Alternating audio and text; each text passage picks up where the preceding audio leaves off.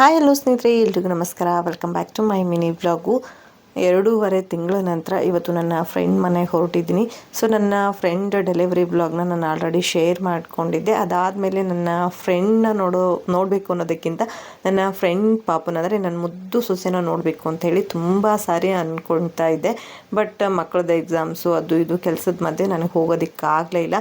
So finally ಇವತ್ತು ನನ್ನ ಮುದ್ದು ಸೊಸೆ ನೋಡೋಣ ಅಂಥೇಳಿ ನನ್ನ ಫ್ರೆಂಡ್ ಮನೆಗೆ ಬಂದಿದ್ದೀನಿ.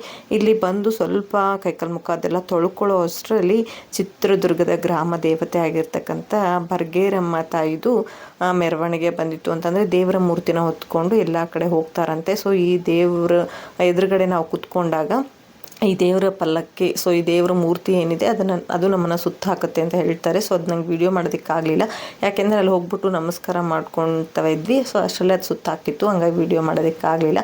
ಪಾಪನು ಕೂಡ ನೀಟಾಗಿ ನಮಸ್ಕಾರ ಮಾಡಿ ಕೊಟ್ಟರು. ಹಾಗೆ ಸಡನ್ನಾಗಿ ನನ್ನ ಫ್ರೆಂಡು ಊರಿಗೆ ಹೋಗೋ ಪ್ಲ್ಯಾನ್ ಮಾಡಿಕೊಂಡು ನನ್ನ ಸೊಸೆ ಮುದ್ದು ಚೆನ್ನಾಗಿ ನಿದ್ದೆ ಮಾಡ್ತಾಯಿದ್ಲು. ಸೊ ಅವಳು ಫೇಸ್ನ ನಾನು ಹಿಂದೆನೂ ಕೂಡ ರಿವೀಲ್ ಮಾಡಿಲ್ಲ, ಇವಾಗಲೂ ಕೂಡ ರಿವೀಲ್ ಮಾಡ್ತಾ ಇಲ್ಲ. ಸೊ ಯಾಕೆ ಅಂತಂದರೆ ದೃಷ್ಟಿ ಆಗಿಬಿಡುತ್ತೆ ಪಾಪುಂಗೆ ಅಂತೇಳಿ ನಾನೇನು ರಿವೀಲ್ ಮಾಡ್ತಾ ಇಲ್ಲ. ಸೊ ಸಡನ್ನಾಗಿ ತವ್ರ ಮನೆಗೆ ಹೋಗೋ ಪ್ಲ್ಯಾನ್ ಮಾಡಿಕೊಂಡು ಕಾರ್ ಬುಕ್ ಮಾಡೇ ಬಿಟ್ಟರು. ನಾನು ವಾಪಸ್ಸು ದಾವಣಗೆರೆಗೆ ಹೋಗ್ತೀನಿ ಅಂದರೆ ನನ್ನ ಮಾತಂತೂ ಕೇಳಲೇ ಇಲ್ಲ ಅಮ್ಮ ಮನೆಗೆ ಹೋಗ್ಬಿಟ್ಟು ಹಾಗೆ ಸಿಗಂದೂರಿಗೆ ಹೋಗಿ ಬರೋಣ ಅಂತ ಹೇಳ್ಬಿಟ್ಟು ಕರ್ಕೊಂಡು ಹೋಗ್ತಿದ್ದಾರೆ. ಸೊ ನೆಕ್ಸ್ಟ್ ಬ್ಲಾಗ್ನ ವೆಯ್ಟ್ ಮಾಡಿ. ಮಲ್ನಾಡ್ ವೈಬ್ಸ್ ನಿಮಗೋಸ್ಕರ ಕಾದಿರುತ್ತೆ.